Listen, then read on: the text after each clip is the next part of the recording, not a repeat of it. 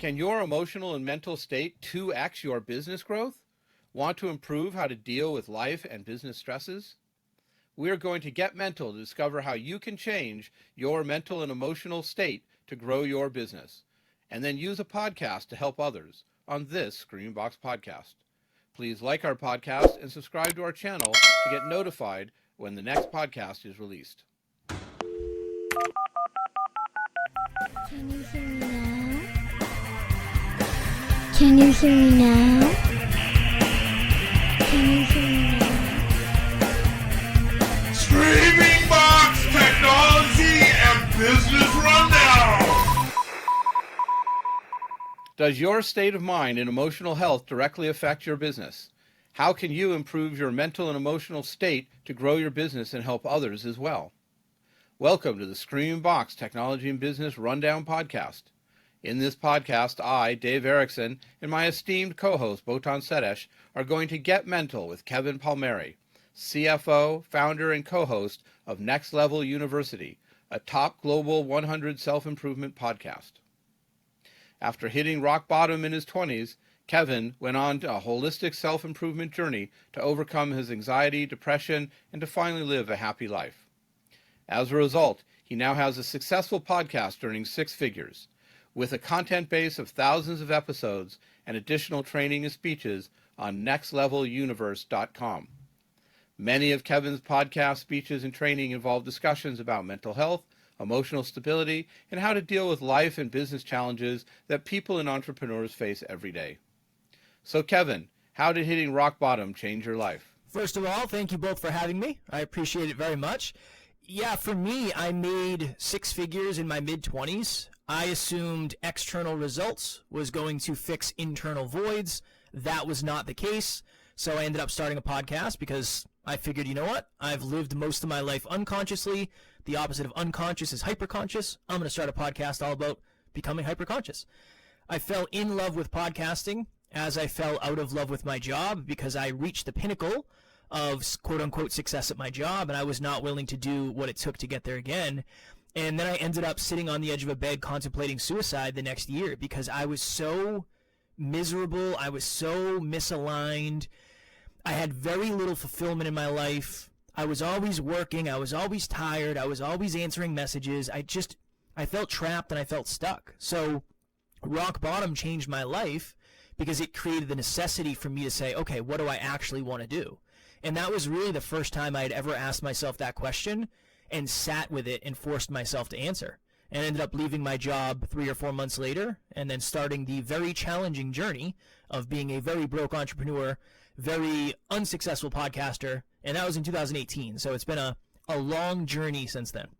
People think that just making a podcast and it just instantly becomes successful is the illusion that you have. You're into a rude awakening. Yes.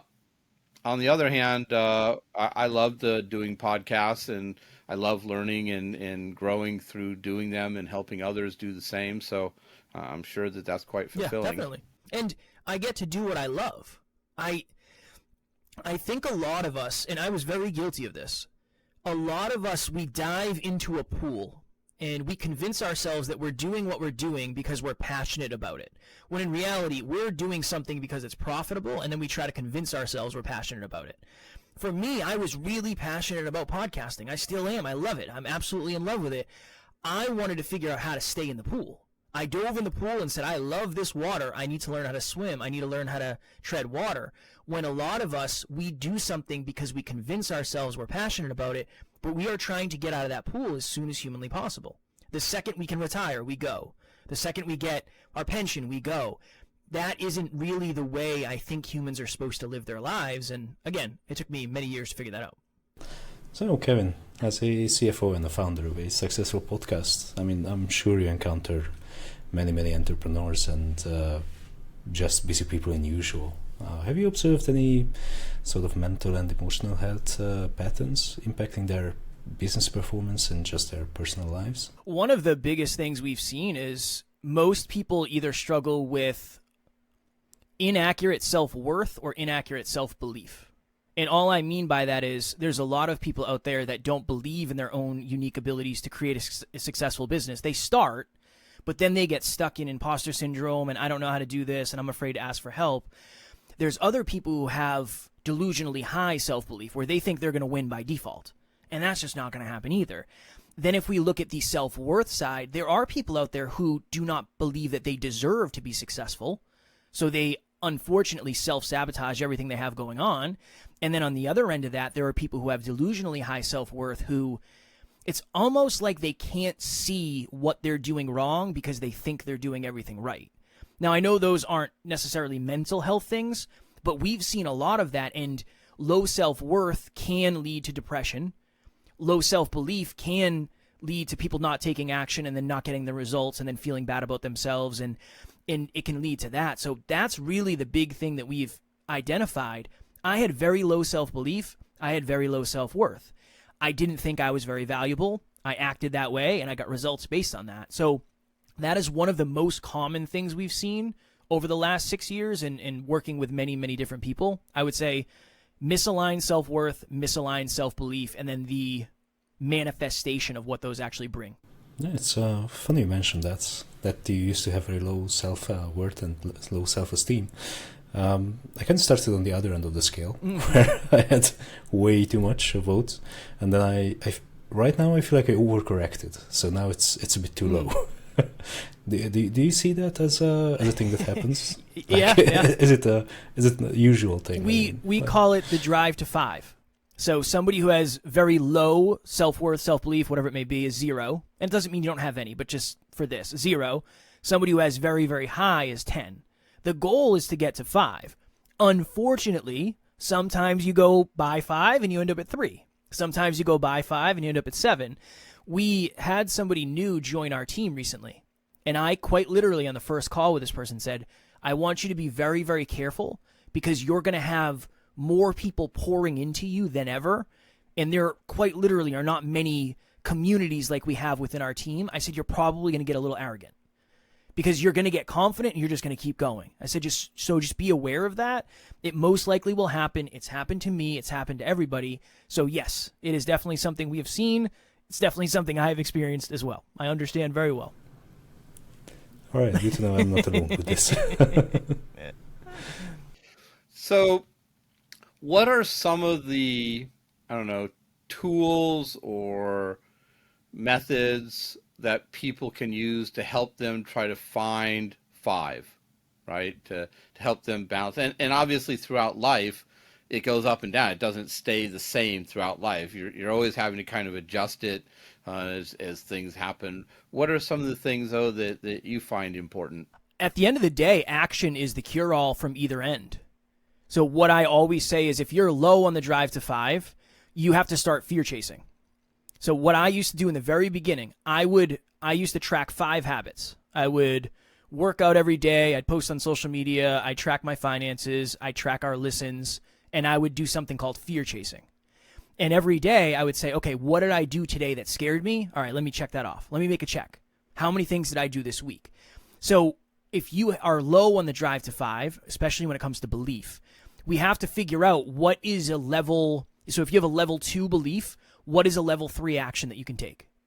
I think a lot of us have been deluded into thinking we must set massive goals that scare the hell out of us, when in reality, a lot of us are already scared.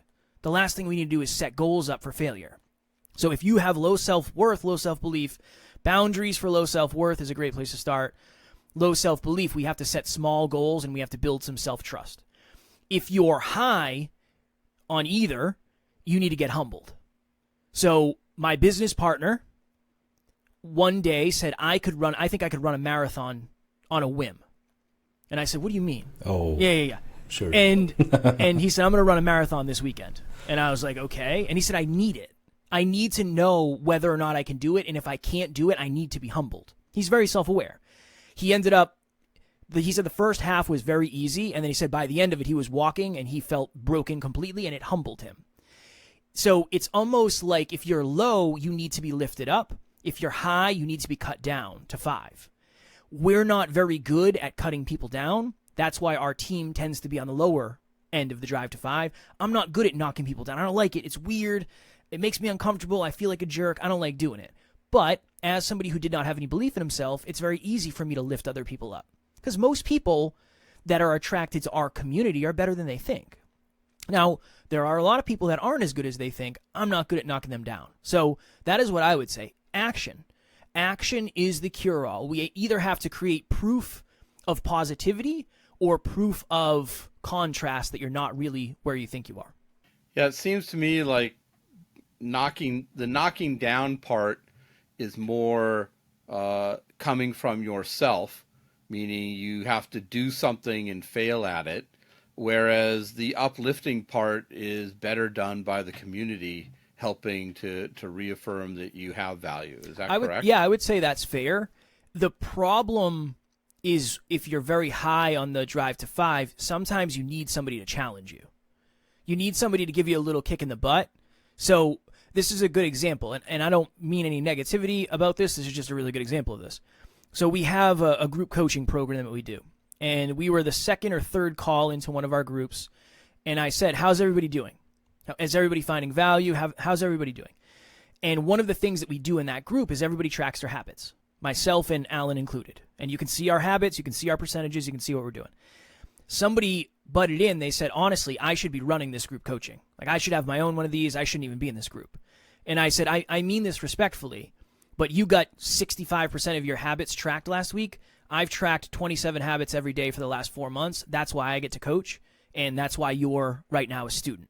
That was just a gentle level set of, I don't think you're as good as you actually think you are, and nobody else is going to be able or willing to tell you that. I hate it. I know it makes me sound like a jerk, made me feel very uncomfortable, but that person signed up for growth. Growth for that person is not necessarily me saying, hey, you can do it. Growth for me might be saying, hey, you're going to have to do things differently if you think you can actually do it because you're not where you think you are. Everybody's growth is different. Some people need to be level set. Some people need to be lifted up. And that's the challenge of it. That's the challenge. But as long as you're in it for growth, hopefully you'll respond in a positive, constructive manner. I mean, very interesting that you bring up tracking habits, because we are creatures of habits. And I think the habits we choose to have and the habits we develop or work on or suppress or strengthen, they have much more control over us than we realize. Yeah. It's one of the interesting, and I'm excited to talk about business, to business owners, people in business, tech, all that, because this is one thing that happens. We go to a job and we have KPIs. We have key performance indicators. We have measurements. We have things that we're reaching for, projections, goals. But then when we go home, we don't. Once we leave the office, it's almost like, okay, I got my KPIs at the office. What are your KPIs for home? So what we have done is break it into health, wealth, and love. Imagine if you had 3 habits under health, 3 habits under wealth, 3 habits under love. How much progress could you make at home, at the gym, or whatever fitness or exercise means to you, and with your intimate partner or yourself? So just as an example, 3 under health. Weigh yourself, drink a gallon of water a day, and exercise for 30 minutes a day. You don't have to start with all 3. You can start with weighing yourself. Under wealth, learn for 30 minutes every single day, connect with a potential prospect, and track your finances. Right? It's not going to take that long. And then under love, if you're not in a relationship, you can play the gratitude game with yourself. What is something you're grateful for about yourself? Write down your wins for the day, and then do something that fills your cup. If you're in a relationship, there's many apps where you can play question and answer with your partner. My wife and I play the gratitude game with each other every single night. So if we looked at it more from that perspective of, why aren't I getting my wealth goals? I'm working really hard, but where am I not putting in the time? Why am I not getting the health results I want? Oh, I'm not really putting in the right amount of effort. The same thing for the relationships. It gives you data. So I can say I've been crushing the gym, but if I look back at the last month and I only went 11 times out of 30, I'm not crushing it as much as I think. And now at least I know I got 33% of the results based on 33% of the effort. That's on me. That's my own responsibility. And I think just seeing the data creates an opportunity for change, and it creates an opportunity for that awareness. We do a lot of business mechanisms and theories based on feedback. You know, you do something and then you track all the KPIs and you track what happens. the idea that you do that with yourself to also manage your performance and what you're doing, it makes total sense. But I definitely do not hear many entrepreneurs talking about that. It's a challenge. Yeah. I've tracked habits of mine, not as thoroughly or for the actual reason, but more from I just naturally am a person who looks at data, and I like analyzing data. So whether it's mountain biking, I track all my stats when I go for rides and how many rides and all that type of stuff. But also in business, I'm very aware of, how many people visit our website and how many, accomplishments we have. I think it does help in gauging, where you fit or where you are or how you're performing. But sometimes it can also get you down because you're not reaching the goals you want. But I think that that's important as well. When people are managing their habits and they're finding that some of them are not going where they want them to go, or they're not able to motivate themselves to achieve or to do the performance they would like, what are some of the things that they can do to help themselves or to get better at it? Yeah, one of my favorite things in the world, I just did this with 2 clients the other day. We call it creating a commitment device. So I have it over here somewhere. I was struggling with my fitness for a while. The gym was just not a priority. Business was growing. The team was growing. I was newly married. I was really struggling to keep up with my fitness regimen. And I just wasn't motivated. I didn't care. I didn't want to go. So I went to my wife and I said, babe, I need you to do me a favor. And she said, yeah, what do you need? And I said, I'm going to give you this $100 bill. And if I don't go to the gym every single day for the next 7 days, I need you to rip it up in front of me. And she said, Kev, I am not going to do that. I'm absolutely not going to do that. And I said, babe, I promise I won't let you down. I promise I won't let you down. Believe it or not, I went to the gym every single day for the next 7 days. We have to create some sort of lock-in mechanism where it is more painful not to do the thing than it is to do the thing. So I just did this with 2 of my clients. They're business owners. If you're a business owner and you're not posting on social media, especially if your business is dependent on social media, you're in trouble. And they just kept saying, I know we should be doing it, but we can't figure out how. And I said, well, this is a good opportunity for us to try this. I said, what are you doing right now that you absolutely love? One of them said, I go rucking with my husband. We go on these long walks with rucks. I love it. Awesome. The other person, go ahead. What the hell is a ruck? It's just a backpack that you load a lot of weight in, so it makes it a little bit harder. So rucksack. Yeah. Got it. Okay. No, sorry. you're good. I was just being No, dumb. context is important. So she loves doing that with her husband. That fills her cup, helps her relationship, helps her health. Awesome. The other person in the business, I go to tennis, she said. 3-4 times a week I go to tennis. I said, all right. From now on, if you do not post on social media that day, you're not allowed to go for a ruck. You're not allowed to go to tennis. What do you guys think of that? And they were both very hesitant. They're like, no, I love rucking, post on social media. I love tennis, post on social media. I have seen a drastic uptick in their social media. Every single day I go on, I see they're posting. The reason is because there is a short-term pain associated with not doing it. If the second you picked up a cigarette, you got cancer and died, people wouldn't smoke. But it's such a long-term thing that it's hard for us to wrap our mind around that. It's the same for a lot of business stuff where if I miss one day of posting on social media, it's not that big of a deal. It might not be, but it also could be one day where somebody was ready to purchase from you and then they miss the post and you lose that person forever. So creating extra necessity, I think, is always there. Creating extra accountability publicly is huge. Get a peak performance partner, hire a coach. Those are both very big things. And then the last thing is, I call it so there's 2 R's when it comes to consistency, right? We have somebody, well, let's just do the 2 D's. There's a bunch of different letters. The 2 D's are discipline or design. If you design your life so your habits are easier, you have to rely on your discipline less. If you do not design your life to make your habits easier, you have to rely purely on discipline.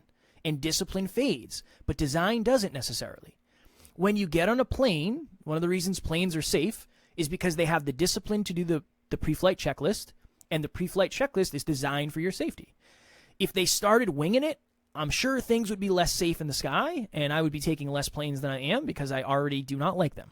back when I was actually on my fitness journey, and since then obviously I've fallen off. But I had one thing that always kicked my brain into gear, and that was I had a very specific location in my room where I used to hang my clothes up to dry. So every single day I woke up, it was right next to my bed. So I know that's right time to put them on and go for a run. Design. And that just works great. Yeah, design. You can, if you are struggling to be disciplined, tap into design. If you're struggling, design is huge. If you're struggling for design, you're going to have to be ultra disciplined. Yeah, but discipline is a finite resource. Yes. So you cannot be disciplined in all areas of life. It's definitely, it's hard to juggle all things in life, for sure. But again, in the beginning, if you can start with one thing, right? Maybe it's weighing yourself to get started. 30-second activity, you get feedback, you get data, you can see where things are progressing. Okay, then we can build on that. I would rather start small and build than start large and collapse. You could also start by just starting on a diet. Yep. Not every single meal, but like half the meals. That's already a huge improvement.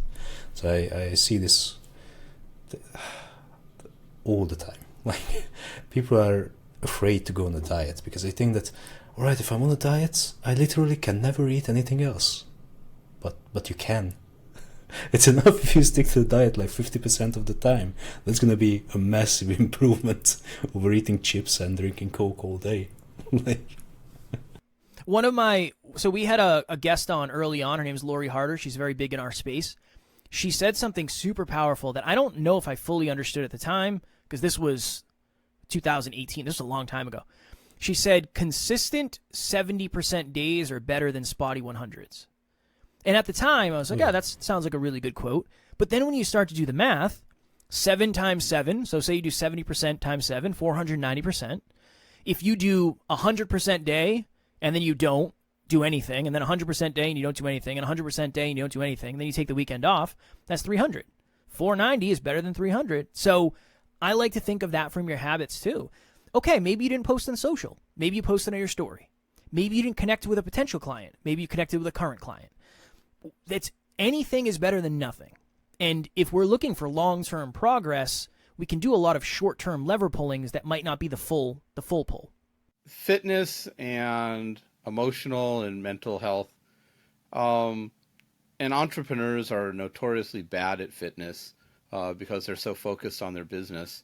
Can you kind of give a little, you obviously struggled with it as well.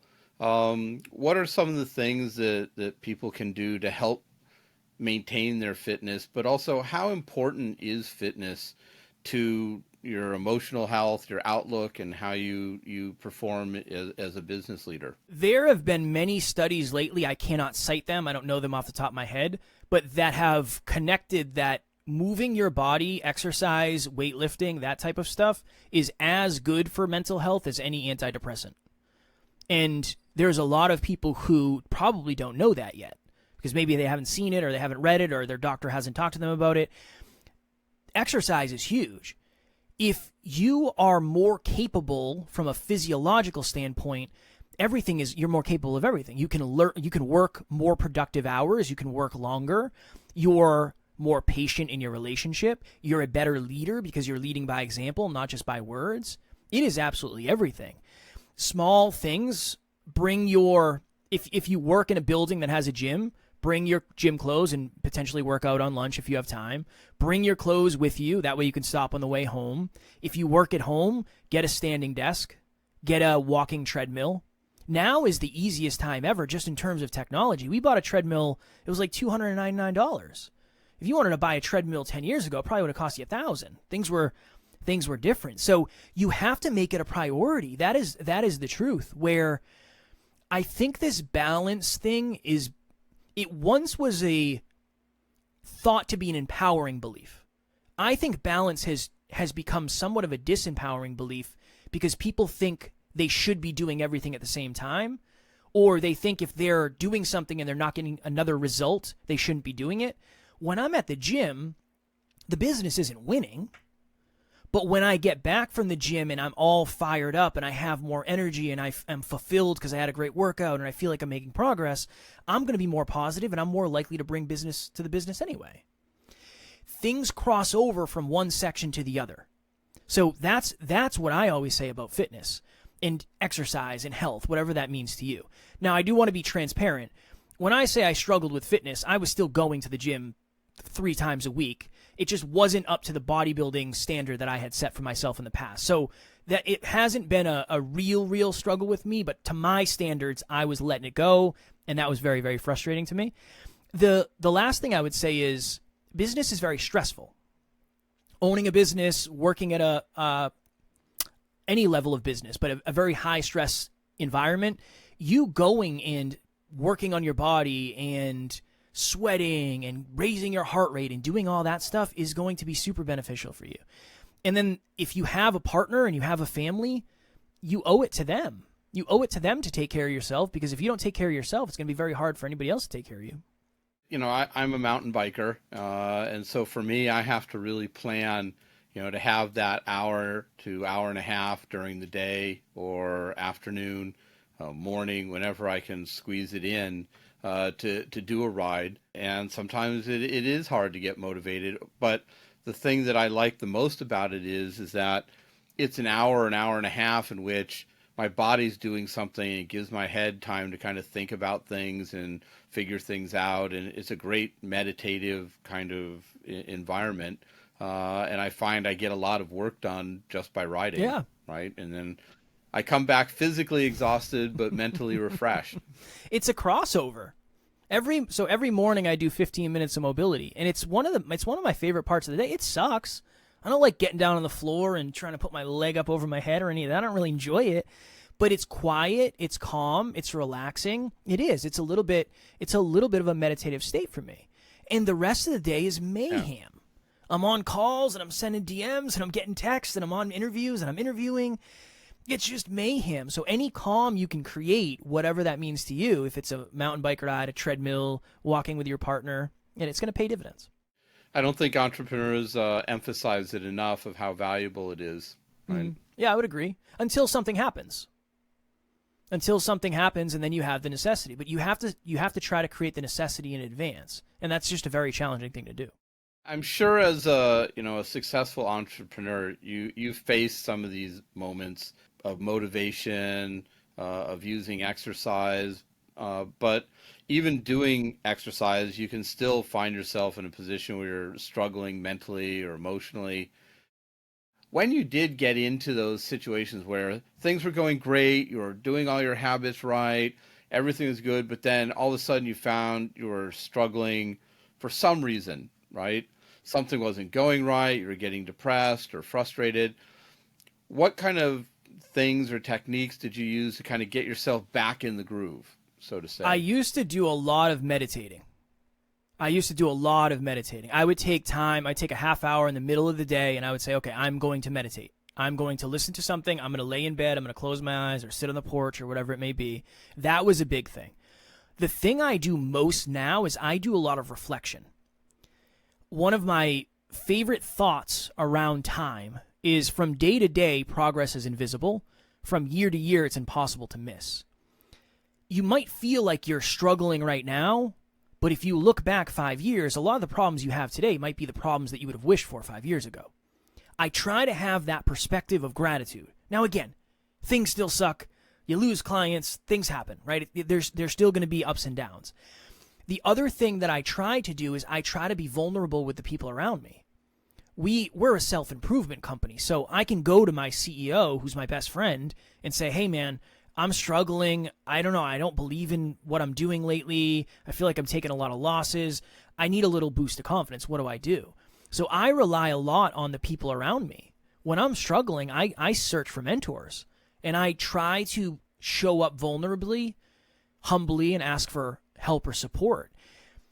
The hardest thing about vulnerability with people, though, is you have to plan for it when it's sunny, because when it's rainy, it's kind of too late for the umbrella.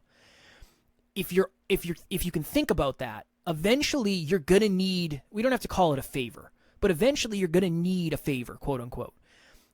how do we make sure we're setting up our relationships to actually have the opportunity to do that? So you can feel safe being vulnerable with someone.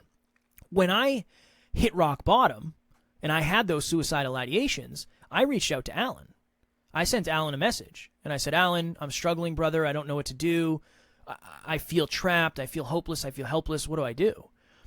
But that wasn't in that moment. That was all the previous years of our relationship where he had made me safe and I trusted him and I knew he wouldn't judge me. So I think that's the biggest piece of advice I can give. Being an entrepreneur is lonely. Being a business owner is lonely. A lot of people do not understand the amount of pressure you're under. If you have somebody who is in a similar position or has similar experience to you, befriend them and try to get some sort of vulnerable relationship going, because I promise you, you will thank yourself for it. Especially if you walk around thinking nobody understands me, nobody gets me. I know those feelings, but it's our responsibility to go find people that do. It's not necessarily the responsibility of the people around us to figure out what it's like. I tell my wife that all the time. I do not ever want you to know what it's like to be an entrepreneur. No, absolutely not. I don't want you to have to deal with it. It's brutal. But I have a lot of friends who are entrepreneurs. So I think that's the biggest thing I could say. There's a lot you can do: journaling, you can do meditation, figure out what fills your cup. There's a lot of stuff you can do there, reflect. But I think talking to somebody is the best thing to do. Vulnerability. I wonder if you have any tips for situations where you are vulnerable and the other party takes advantage to push you down even more. Because that happens. That definitely happens. It is an unfortunate byproduct of opening up to somebody, is oftentimes when you open up, somebody likes to take a punch. In the moment, I think you have to just deal with it, and then you most likely want to either reallocate time with that person, reshift the relationship. So there's something called the vulnerable problem solver, where what you can do is you can say, hey, I'm afraid that our relationship is never going to really be the same because last time I opened up to you, I felt very taken advantage of. My fear is that I'm not going to be able to open up to you anymore, and if I do, I'm not safe to do it. You can start a conversation like that and try to reset the relationship.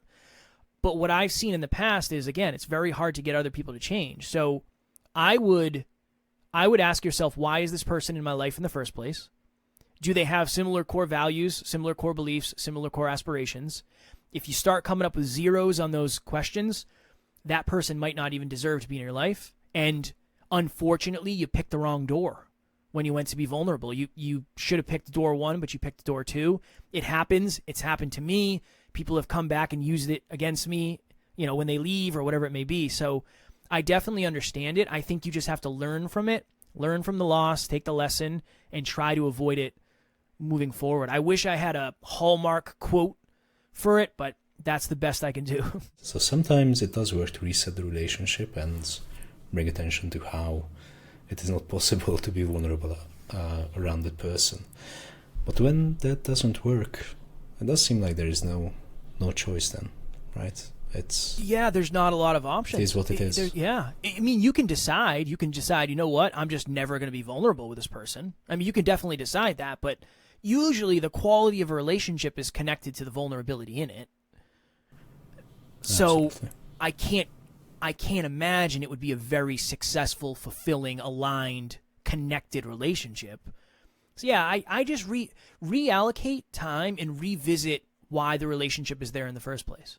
And then just take the lesson. Now, easier said than done, I completely understand, but I don't know an easy way around something like that.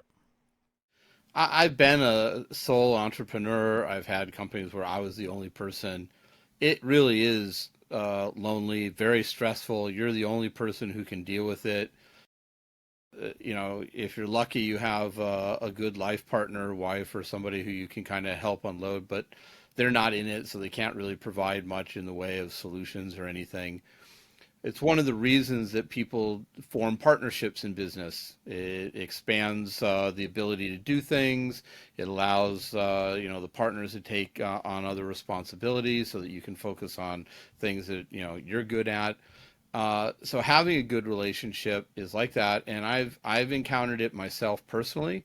I've also seen other businesses where there clearly is a partner who is insecure or whatever, their mental state is not a positive one, and they're dragging down their other partners, or they have extreme arrogance about themselves and putting their other partners down or in a low place, and the partners become so miserable doing the business that the business starts failing, right?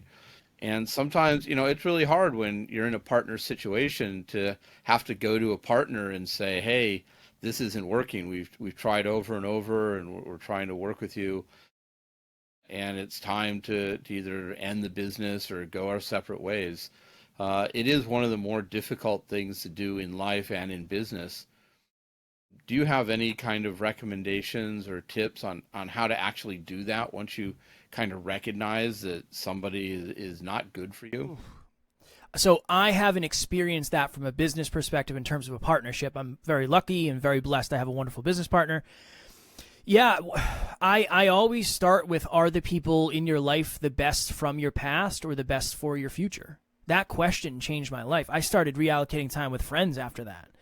So once you get to that understanding, oh, you know what?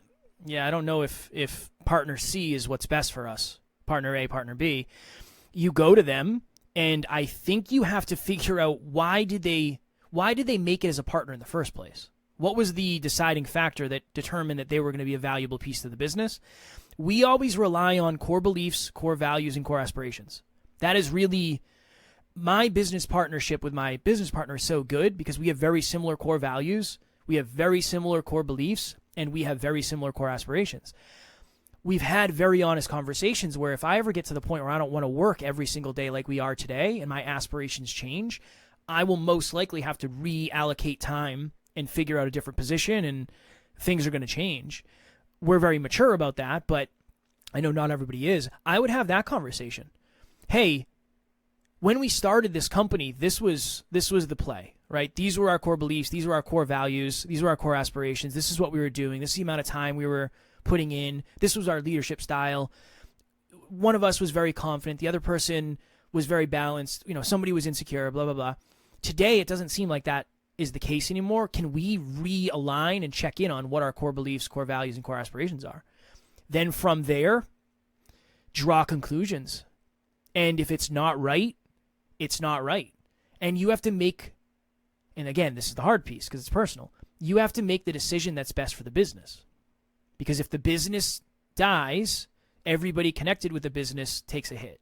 Where if one person is steering the ship in the wrong direction, you can take them away from the wheel and you can save the rest of the ship. So I don't know if there is an easy answer other than core values, core beliefs, core aspirations, at least as an outline and a framework. From there, it depends on your conversation style, it depends on how courageous you are, and it depends on the amount of feedback you're willing to receive when you give somebody feedback. I'm a bit late to the party, but you mentioned earlier that some people may drag down the morale of a business. And what I find quite often is, I don't know if you guys saw Gemini Man, but it's Will Smith hunted by a younger clone of himself. And this is a great shot when he's taking a sniper rifle, looking at the rooftops, trying to find out who the hell is coming after him. And that scene was captioned, employers looking for the person bringing down the morale. That one person. Yeah. And that's a great joke because it works on two levels. So on the first level it works because more often than not it is the person at the top who can just deal the biggest blows to morale. And the second level it works on, as it may not be their current actions that bring down the morale, but it could be their past actions. I think a topical comment on that is some of the things that have been going on with Elon Musk and the changes and stuff he's doing, particularly recently, like changing Twitter to X and some of this other stuff.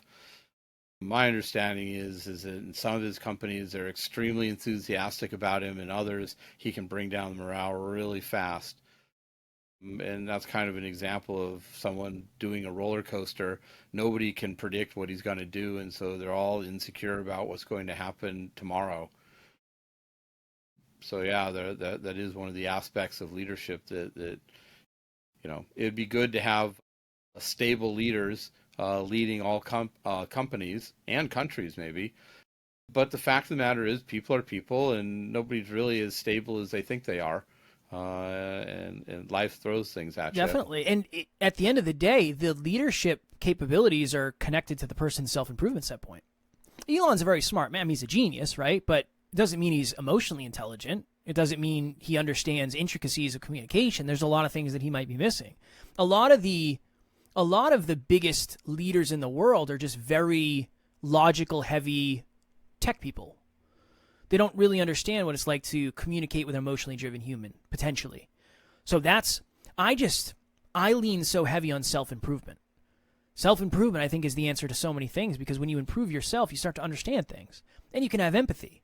You can have empathy for, there's a lot of uncertainty within the team right now. What can I do to bring more certainty so everybody feels a little bit safe, or a little bit more safe? Because when people they feel safer, they're more committed. When they're more committed, they stay there longer. When they stay there longer, they do better. But it depends on the person's self-improvement, really, at the end of the day. I think empathy is underestimated superpower of CEOs. It really is very important to be able to put yourself in somebody else's shoes and understand what they're dealing with.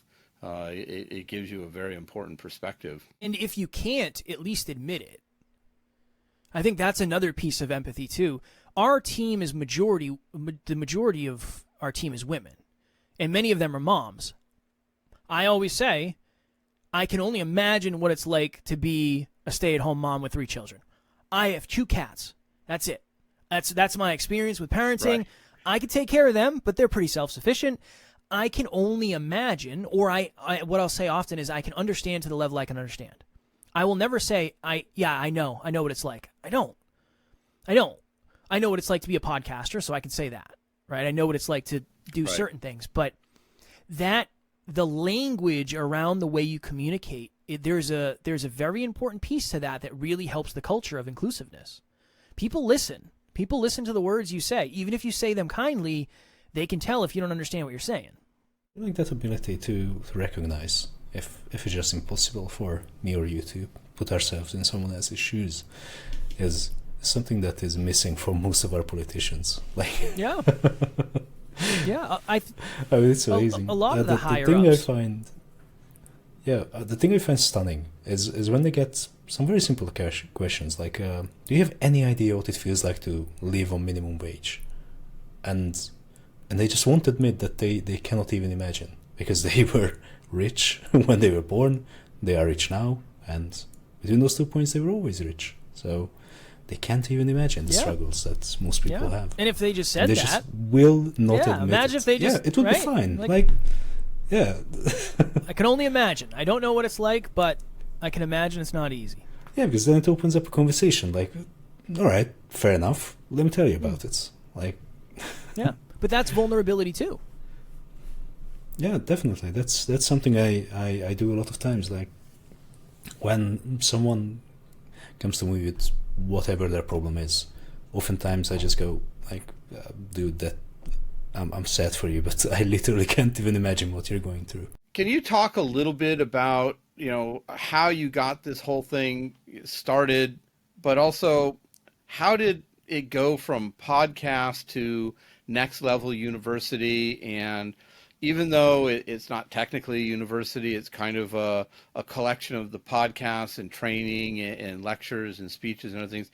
Can you kind of talk a little bit about what that is, how you kind of evolved that from its humble beginnings? Why did you go in that direction? Yeah, so I always start by saying I'm a graduate of YouTube University. So in the very beginning, I was like, okay, I want to start a podcast. What do I need? So I went on Google, I went on YouTube, and I figured out I need a microphone. I got a mixer, and that was it. And I went on Fiverr, I found somebody to do my artwork, and I was like, all right, cool, this is what I'm going to do. I wasn't taking it super seriously in the first year. I loved it, but I didn't see a lot of potential in the very beginning. I was doing it for fun. I never planned on this being a business. When I left my job, that's when we went all in and started to work on our characters first, because we realized that most of our listeners were women. And here we are in our mid-20s. We're kind of bros, and nothing wrong with that. But I wasn't a very mature man yet. have a great communication style. I didn't have empathy. I didn't understand vulnerability. I didn't really understand any of that. So for the first year and a half, we worked on our character. But one thing we did, and this is the best thing we ever did, I would literally give out my phone number to our listeners, and I would jump on free FaceTime calls with them. I would just say, hey, I don't have any coaching. I can't sell you anything. I don't have anything to sell you. Let's just hop on a FaceTime. I want to know what you're going through. I want to know about you. I want to meet you. I want to get to know you. And I did that a lot in the first few years. That helped us figure out, 1, who is our audience? 2, what are the problems they go through? 3, how do we help them solve them? That's what you're doing with a podcast. You're helping people solve problems. So we just kept going on with that. Eventually, we started coaching. So we do one-on-one coaching. Then it got to the point where somebody reached out to me and said, hey, I want you to produce my friend's podcast. And I said, I don't know what you're talking about. I don't know what I'm doing. Not going to work. And he said, you've done 300 episodes or whatever it is. Just trust me, you should do it. So we end up starting a podcast production company. Okay. Eventually, we had to figure out, how do we do web work? So we hired somebody to do our websites, and then we started doing other people's websites. What it went from a podcast to a service provider is we were just trying to solve the problems that our audience deals with. So that was the very beginning. After that, we said, well, in the future, we want to create an online campus. We want it to be a building for health, a building for wealth, and a building for love. And that is very much what we are trying to create right now. We're in the very early stages of that, but we have the content to do it. I mean, there's plenty of content. So at some point, eventually, we will have a building for health that has physical, mental, emotional, spiritual health, and it'll have courses and episodes and all that, wealth creation, saving money, investing, all that, and then love, right? Maybe we'll have the interviews we did with relationship professionals and courses and stuff like that. So we wanted to go that route because not everybody can afford to come to an event. Not everybody can afford one-on-one coaching, group coaching. But if we have a website that is loaded with value, completely free, that is really what we aspire to anyway. I mean, that's why we do an episode every day. We do an episode every day for free because we want to help you get a little bit better every day for free. So that is the big piece of it. And then there's a lot of other things and opportunities underneath that are involved in the business, but I also have a firm belief that if you give the most amount of value away, eventually if people want to pay you, they're going to come to you. It just makes logical sense. So why not just give it all away for free in the beginning? People like to find out what you know. Are you knowledgeable? It doesn't necessarily mean because they watch a video on how do you produce a podcast that they want to produce a podcast themselves. Right. They may want to watch the video to figure out what does it involve, and as they get into it, they realize, I don't want to do that. That's not something I'm interested in. I'd rather hire somebody. These guys obviously know what they're doing. I'm just going to hire them. Or mechanics. Imagine a mechanic video, right? How to fix a four-wheel drive on a Toyota 4Runner. Yeah, you might tune in because you have a Toyota 4Runner that you need to fix the four-wheel drive on, but you might also see that person and say, oh, that person's actually pretty close to where I live. I'm going to bring my stuff to them. It's a value add, but it's also it's an opportunity to self-identify. People self-identify as I'm the type of person who would work with that person, or I'm the type of person who likes that person. Content is a beacon of what your capabilities are now more than ever, really. So, yeah, I'm always going to be a fan of giving it away for free, probably to a detriment, honestly. I mean, we've given away a lot of free stuff that we probably should have charged for, but that's just our business model. That's the way we do it. You know, I have found that when you're doing good things, people, like to, they want to do more with you, right? If you're helping, they want to help back. Even this podcast, I'm not making money with it. I don't have this expectation that somebody's going to come back to us and say, hey, I want to do business with you because I saw your podcast. On the other hand, if somebody watches our podcast and learns something that helps them, even watching this current podcast, and they've learned some techniques that help them be more stable or find some positivity and even go to your website and get some training from your website, it's a real positive thing. The dividend is that something good was done That's how I always look at Same. it. And people come back to us and say, "Hey, we really appreciated what you did. How can we help you?" I had a client cancel on me today. They messaged me and said, "Hey, right now we want to focus on saving. We're going to get rid of all of our services." I had a conversation with them 2 weeks ago where I told them to do that. I said, "Can everything, including us, if you have to. I want you to make sure you're saving as much money as humanly possible." And in the message, they said, "We love you. You're the best. You're a great human being. We're going to come back. Once we're financially stable, we're going to come back." That's not why I did it. I just want what's best for you. So I sent them some book recommendations. I said, "Let me know if I can be of service. Just message me." That when you're in it for the long run, you don't have to play the short game. Anything else is, it's like, well, cancel everything else, but make sure you stay with us. Because if you don't stay with us, you're not going to be able to win. That's not true. That's not fair. That's Right. not good. So if I added enough value and they really feel like I did, they will come back when the time is right. If not, they shouldn't. And that's my belief. If somebody's starting out with a podcast, I guess, what would you recommend that they focus on first? And having a future vision, how important is that? Or is it more important to just start something and get it going and being consistent? I think it depends on what your expectations are. Because I've had a lot of people come to me and say, "I want to have 1 million downloads the first year." It's like, all right, cool. You're good. You're ready to grind your face off, right? And they'll say, "Well, no, I just want to drop an episode a week." It's like, no, that ain't it. Unless you have a big audience. If you have a big audience, that wouldn't even be that challenging with a large enough audience. Okay, this is always my frame, and it's completely different than probably what you expect. I don't know.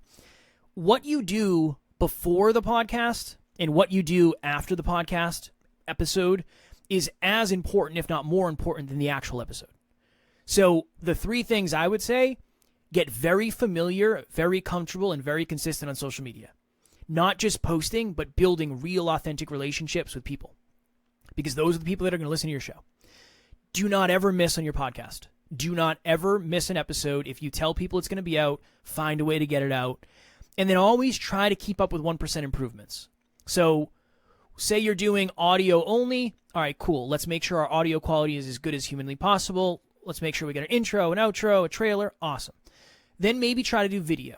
Doesn't have to be a high-quality camera. Use your laptop. Cool. Then let's try to throw that on YouTube. Then let's try to create micro content. And just try to get a little bit better with everything. And eventually you buy a new mic and a new camera and new guests. So 1% improvements there. My question is always, why are people at this level of your business? What do they expect? And then where do they go next? That where do they go next piece is what I say after the podcast. Where do they go? A lot of people say, I want them to go to my website. Okay, why? So they can purchase something. I understand, but that's not necessarily conducive to a long-term listener. I would say create some sort of community. Facebook group, Discord, whatever you want. I like Facebook groups because our audience is on Facebook. But here's the interesting thing about a podcast. You might have 1,000 people that listen to your show every single month. You have no idea who those 1,000 people are unless you create an opportunity for them to self-identify. Those 1,000 people have no idea who else is listening unless you create the community. So those are the big 3 I would say right off the bat. Social media, 1% improvements on the show, create some sort of group. And then, long-term, creating freebies and having products and services, that's big. But you have to know what problem you're solving for what person in what unique specific way, and don't ever lose sight of that. Because if you lose sight of that, your audience is going to go find somebody who actually solves that problem. So that's what I would say. And then eventually you start going on other shows and make sure everybody runs through the podcast. The podcast is a piece of your business. It's not a silo off of it. A lot of people make that mistake as well. Those would be the simplest ones. You mentioned earlier on, we were talking about how community and your peers are important in helping you with your mental and emotional health and stability. And you just mentioned in podcasts that one of the things is to build a community. So I'm going to kind of come back around to that. How did you start building your community, and how has it helped you in becoming better at what you do? We have tried to treat the podcast like a business from the second we started understanding it was going to become one. So what we would do is every single week we did a free live podcast in our Facebook group. And it started out even before we had a Facebook group. Anybody who ever attended, we would take down their information and we put it on a list. So right now we're building a list, right? It's not a community yet, but it's an opportunity for community. Then eventually we started doing Facebook Lives, okay? Then we started doing monthly meetups. What we did is the calls to action on our podcast are always join our Facebook group. So every single episode, not every episode, at least 3 times a week, we say, hey, if this resonated with you, make sure you join our private Facebook group, right? The warmest people are going to come through the podcast. Me promoting it on social media, it's not the same because those people don't listen to the show. If they don't listen to the show, it's not going to matter as much. So our calls to action are very, very, very specific. And I don't want to say prospecting hygiene because not everybody's ever going to be a client, but our community hygiene in terms of our lists are very good. We have very, very deep lists of people who this person signed up for this person's part of the email list, this person does this person does this. That way we can figure out, oh, this person comes to book club, is in our Facebook group, has been one-on-one coached, has done group coaching, has attended a live event. That's somebody who's probably going to say yes to something. Okay, we'll send those messages first. Boom. But yeah, it really has been the Facebook group. I mean, that's the biggest thing. And then we have a lot of free offerings that we invite people to. That really is the big two. And then the last thing about it is everything connects nicely to the next layer. But even when you get to the bottom of our business and you're working one-on-one with us, you still can listen to the show, you still can like stuff on social media, and you can be a pillar in the Facebook group. So it's a very enclosed ecosystem where once you're in it, there's so many places for you to go, you're going to end up kind of where you want. If you don't want to pay, that's fine. We have so many free things. Awesome. If you want to pay, awesome. There's a lot of that too. That's really helped facilitate the community. I would say the free offerings are probably what does it because I don't really care whether you give me money or not. If you're not supposed to, I don't want you to. I'd rather you just hang out in the Facebook group and take value and contribute. It is a known fact, I believe, that the amount of free content can affect conversion. Mm-hmm, yeah. For sure. And on that note, we're sort of off topic, I guess. With Dave, I feel like I've been extremely lucky to find someone to host this podcast with. And on the topic of finding a co-host for a podcast, do you have any recommendations? I have a feeling you're going to say core values. Read my mind. Yeah. People have to be in it for the right reasons. Right. If somebody is in it because they want to get, rich quick or they want to get famous quick and that's not why you're doing it, it's not going to work. There's just going to be too much conflict. There's going to be too much resistance. You have to be in it for the same reasons. So yeah, I would go back to the canned answer, my friend, of core values, core beliefs, and core aspirations. I haven't found anything that works as well as that yet. And we've had a lot of our business mentors who said, you guys are making a mistake. Don't partner up. I think you're wrong. I just don't think you have similar core values, core beliefs, and core aspirations with the people that you partnered with, right? If there's any ego, it's not going to work. When we were coming up with who's going to be CFO, who's going to be CEO, who's going to be CMO, we were doing all that. Alan and I had a very real conversation. I said, you have to be the CEO. If I am the CEO, we are going to fail. I don't know the first thing about being a CEO. I love money and I'm very focused on money. I can be the CFO. That's fine. I'm in there. I can focus on that. I can track the numbers. We're good. But if I had an ego and I said, well, what if we're both CEO? Can we do like co-CEOs? That's an ego thing. That's an ego thing. We don't need that. So if there was any ego, our relationship wouldn't work, and you have to sniff that out from a mile away. I am not a believer in this co-CEO thing. It just doesn't make sense. I agree. I was not aware it was a thing. It's a thing. Yeah. And I stay away from it. When I see co-CEO, it's like, okay, you guys enjoy. Have fun. Yeah, it's not for me. I mean, there's one player for each position on the field.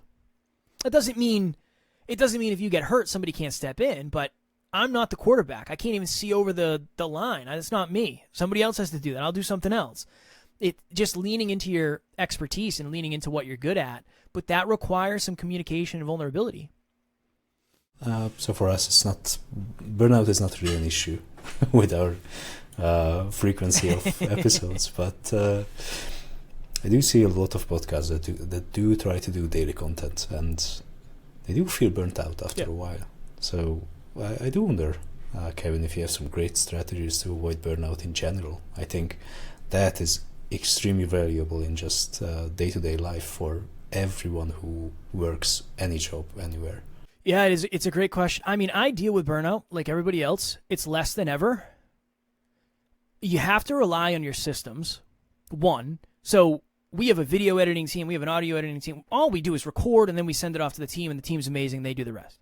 That's a necessary system because there's no way I could do all of that. I did at one point, but not with 7 episodes a week. So part one is figure out, are your systems buying you time or taking your time? That's one. But I think the biggest thing when we think about burnout is it's either you're doing too much in general or you're doing too much in a season. So if every single day at the end of the day you feel burnt out, you got to lighten the workload. If every single week when you get to Friday you feel burnt out, I would say scale back 10%. Unless you're okay with being burnt out on Friday, then taking Saturday and Sunday. That's up to you. But it's either a mechanism of too much work in too little time or too much work and too much pressure over the long run. I would approach it from how much productive output am I actually doing versus how much can I handle. And this is my other thing too. What used to burn me out doesn't burn me out anymore. I had a day last week where I had 4 calls, and I was like, this is the easiest day I've had in months.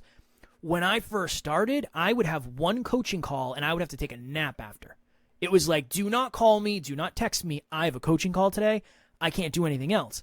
So you also have to understand your own unique capability to grow into the workload, but you have to be very honest with yourself. You have to be very honest with yourself. So I would tap back into yet another thing we talked about earlier, the consistent 70% days instead of the spotty 100s. If you're doing spotty 100s and you're getting burnt out, I'd focus on consistent 60s. I feel like the most insidious part of burnout is that it feels like the productive workload that is possible in a ever increasingly burnt out state is ever reducing. So after years of burnouts, you may be at 50% or 40 or 30 or 20, and at 10%. Where do you scale back from 10? Like, that's when people go on sabbaticals, I don't know if guess. you do. One thing that I have found to help with burnout is make sure you're filling your cup. I know it almost sounds counterintuitive, Right. but what about this? If you get to the end of the week and you feel 8 out of 10 burnt out, Saturday morning you wake up and you think to yourself, I really love photography. I should go take some pictures today. But you don't do it because you say you're burnt out. I wonder if you'd be more burnt out on Monday than if you actually went and filled your cup doing something you love. Even though it's...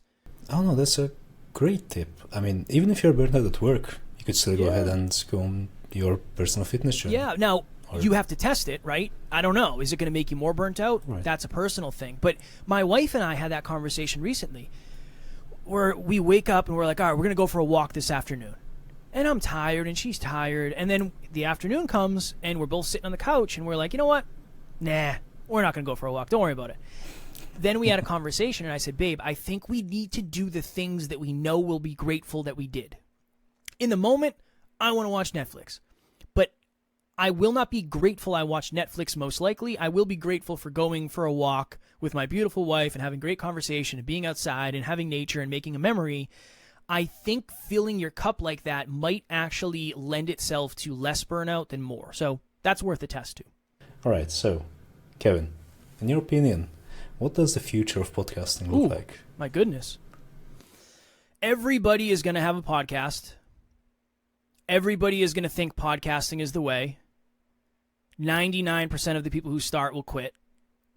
And if you can just hang on longer than anybody else, you will be successful. A lot of it, I mean, AI is going to shift the way podcasts are done. Accessibility for audio and video editing is going to be at an all-time low based on AI. So the excuses are going to continue to go down, but I do think the attrition rate will continue to rise at the level it has. So there's going to be a lot of opportunity for creators, a lot of opportunity for consistent creators, but there's also going to be a lot of disappointment for people who think jumping into it is the way to success. Kevin, thank you so much for helping us work through mental and emotional stability and podcasting and understanding how it all fits together and can affect one's business. Well, that's about all the time we have for this episode today, but before you go, we want you to think about this important question. How are you going to improve your mental health this month? For our listeners, please subscribe and click notifications to join us for our next ScreamingBox Technology and Business Rundown podcast. Until then, be stable. Thank you very much for taking this journey with us. Join us for our next exciting exploration of technology and business in the first week of every month. Please help us by subscribing, liking, and following us on whichever platform you're listening to or watching us on. We hope you enjoyed this podcast, and please let us know any subjects or topics you would like us to discuss in our next podcast by leaving a message for us in the comment sections or sending us a Twitter DM. Till next month, please stay happy and healthy.